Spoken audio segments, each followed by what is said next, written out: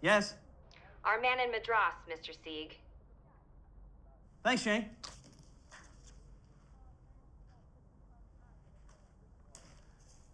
Hello, Bob. How's it going? This is Jim speaking. You bet, from the main office, where we, that is HB, the overseas manager, the sales manager, and yours truly, have been discussing you in some detail. If I may be frank, Bob, HB was not very impressed with your last sales report here. Well, sure, of course, you picked up a bit from the last quarter, Bob.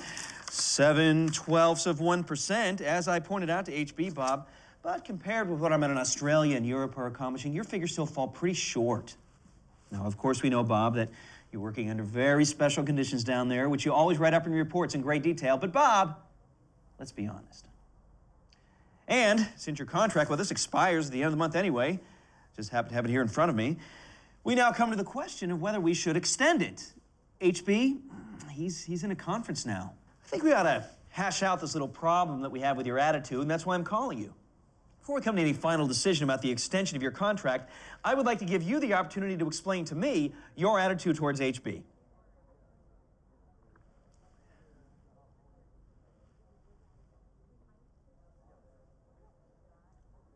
Can you hear me, Bob? Hello, Bob. What are you doing? What? Sometimes you're loud, sometimes you're not. You've what? Burned your hands. Your skin is peeling? How's that? Not only your hand. What kind of raise, Bob? Can't you speak a little louder? If I've understood you correctly, you just said Madras has had it. Not only Madras. The whole of southern India. Okay, now you're putting me on. You're serious. Did I know? Of course not. I had no idea. Just a minute, Bob. Jane! Mr. Sieg? Is HB in his office yet? No, Mr. Sieg. Would you just try to find out if he's awake yet? I have something here which might interest him. Yes, Mr. Sieg. Barbara, are you speaking from our office? Our office has had it. You're speaking from a cellar. That's why your voice sounds so hollow. Your voice sounds... Mr. Sieg? One moment, Bob. Yes? Oh, I only wanted to tell you that HB is already awake. And what's he doing? Oh, they're just putting him in the tub. Is Fred around? Yes, Mr. Sieg. Would you please tell him that I have something here which might interest HB, and I'd be grateful if he'd keep in touch with me during the next hour.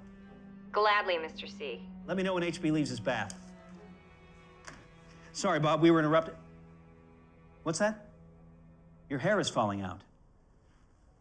Sorry to hear that, Bob. Jay! Mr. Sieg? Could you please tell Fred that I've been calling to ask him to very cautiously broach the subject to HB as to whether he shouldn't maybe revise his Asian policy in light of the newest development there. He's certainly heard about it by now. I see great possibilities in it.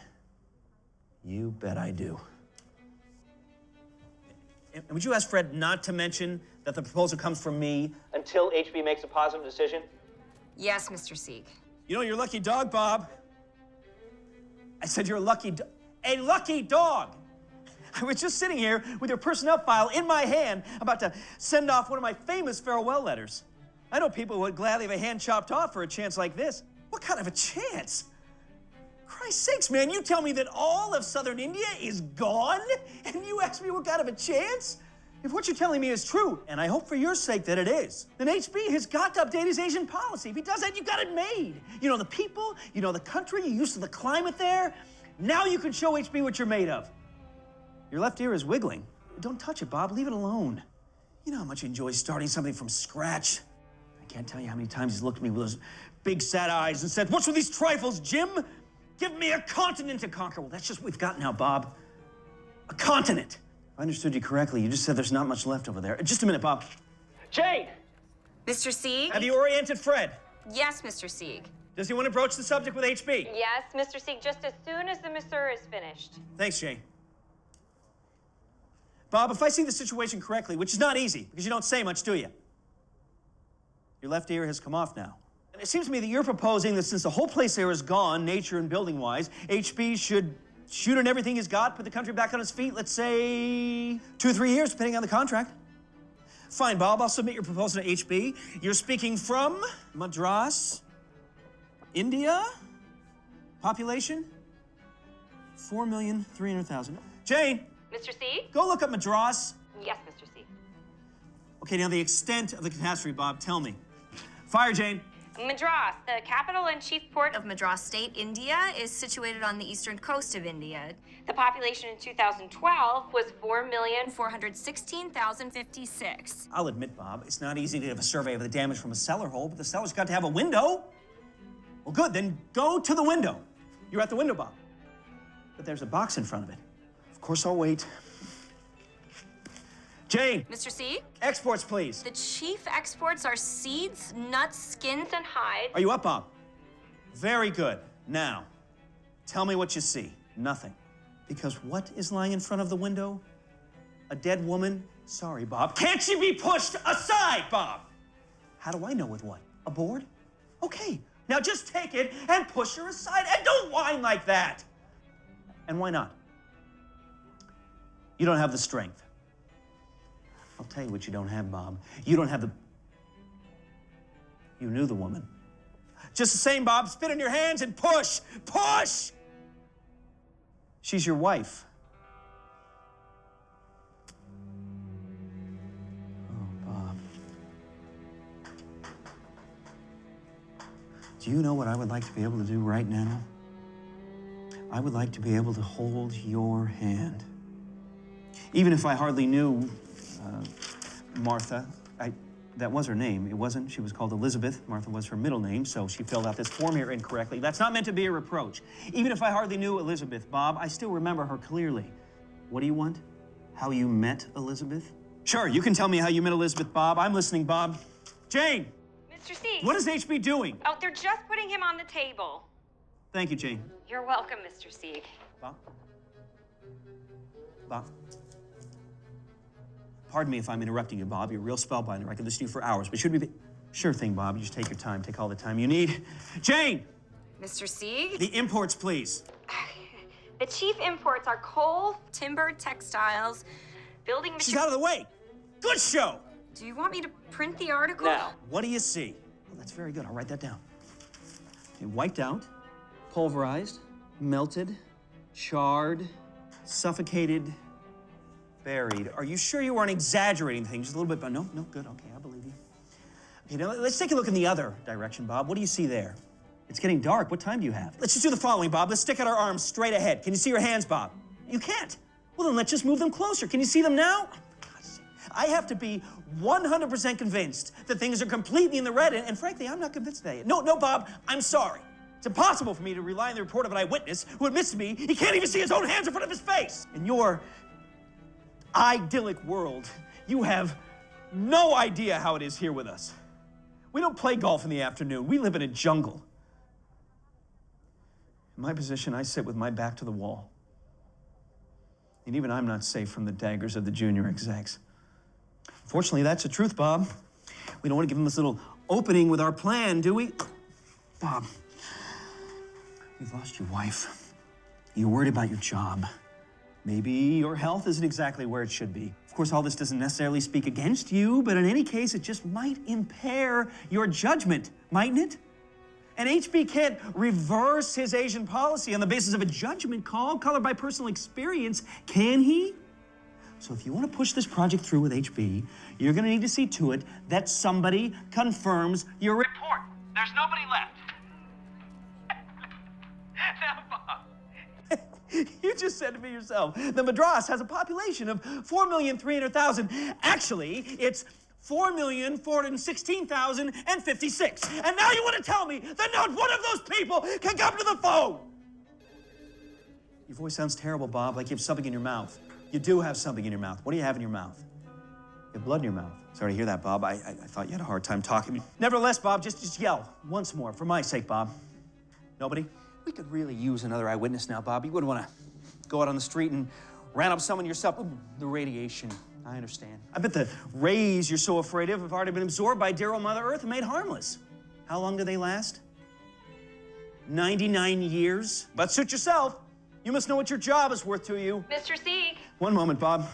Yes? Fred has just broached the subject to HB. Yes, and how did HB take it? He smiled, Mr. Sieg. Really, Jane? Yes, Mr. Sieg. I hope Fred won't forget to tell HB whose proposal this was. I'm sure he won't, Mr. Sieg, but for the moment, HB is still being shaved, and... You keep me tuned in, Jane. Absolutely, Mr. Sieg. The news is just getting better and better, Bob. Unofficially, I'm just now getting the cue that HB has already accepted our project. Hello, Bob, are you still with me? Of course you're getting air, Bob. You're getting air terrifically. And just do what I say, Bob. Lie down on the rats. Relax, Bob. You're still too cramped. Just relax, relax, and now breathe smoothly and regularly. 1, 2, 1. Just count along with me, Bob. Yes, Bob, it's a great moment for both of us. Anybody HB is pulling for has got it made, and that seems to be the case with you, you lucky guy. Are you gargling, Bob?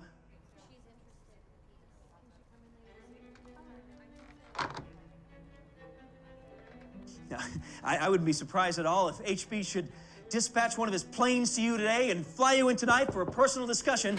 Mr. Sieg. One moment, Bob. HB has come to a decision. Yes, and? He's against it, Mr. Sieg. He's against it? Yes, Mr. Sieg. Why is he against it? He didn't give a reason. He's against it. Yes, Mr. Sieg.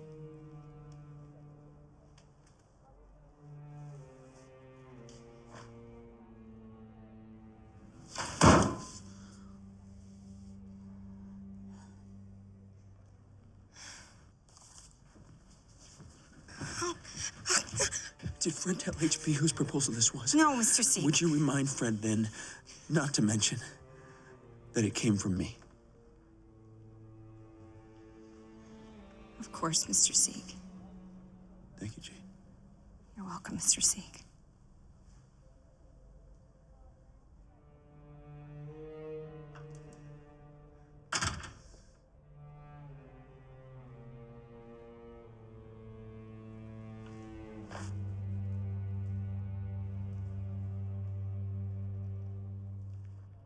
Bob, this is Jimmy again. I want to go back to the beginning of our conversation. Yes, Bob, to your basic attitude towards HB and the firm, which is still not quite clear to me. I'm afraid that our little talk couldn't entirely eliminate the unfavorable impression of your last sales figures as well as of your aptitude test, which are here in front of me. The right one came off too now. Uh-huh. Now, HB admits that you have a mind that thinks outside of the box. And sometimes a person can go too far with that kind of thinking, as you've been doing, Bob. You want HB to okay a project which boils down to investing billions of dollars in a desert, which will be contaminated for more than 99 years. You want to dump our high-quality products on a market which consists of 4,416,056 corpses. Yes, Bob, that's what you want. This proposal of yours, which, by the way, HB has just turned down, isn't too realistic. For example, considering the growing squeamishness of people nowadays, where is HB supposed to get the labor to work in the area? No, Bob, there's no use getting emotional. You were calling for water. Now, I'm of the opinion, Bob, that you have a very useful skill set that could be utilized by any number of employers. So, look, Bob, it's not going to be too difficult for you to... Bob, I know you don't have ears anymore. Would you nevertheless please try to listen to me one more second? I don't want you coming to me one day and saying that you... Hello, Bob, I don't hear your throat rattling anymore. Hello, Bob, are you still there? HB admits, Bob, that you do your very best, but sometimes, Bob, you have to do more than your best if you want to keep your job. I'm sorry, Bob, but we'll just have to let you go.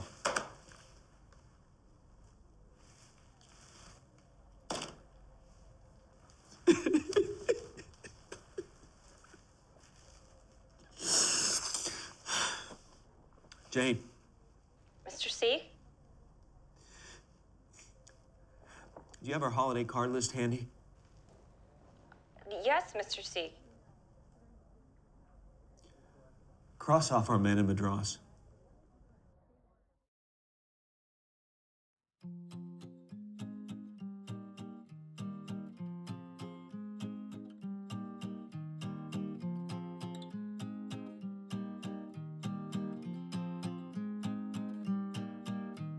He packs up his life on a Sunday morning, quiet